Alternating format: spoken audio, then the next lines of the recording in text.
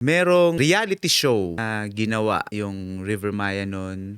Title noon, Bagong Liwanag. Nagpa-audition yung River Maya ng bago member nila. Nagsimula ako sa industriya na to, 17 lang. Papasok na ako ng college noon. Nagpaalam ako sa nanay ko. Sabi ko, man, di mo na ako papasok. Bigyan mo ako 1 taon lang, pahinga na ako. Kasi buong buhay ko nag-aaral na ako eh. Buti pumayag na. Pumayag. Tapos nag-announce sila na kailangan daw, pagpunta sa audition, magsuot daw ng kung ano yung attire nung banda. Wala akong damit. Pineram ako nung kabanda ko. Yung nag-audition ako, nakapasok ako, naging 100, naging 50, tapos naging top 25. Tapos, final 12. Siguro sa pang-11, wala pa ako. Kinakabahan ako, sabi ko. Tapos, 12 na. Pagbanggit nung 12, hindi ako. Biglang bumalik yung host. Sabi niya, yung judges daw decided to add 1 more. O yun na, pan-13. Hanggang grand finals na, nag-head-to-head kami ni Hans Di Mayuga. So yun, in-announce na ako na winner.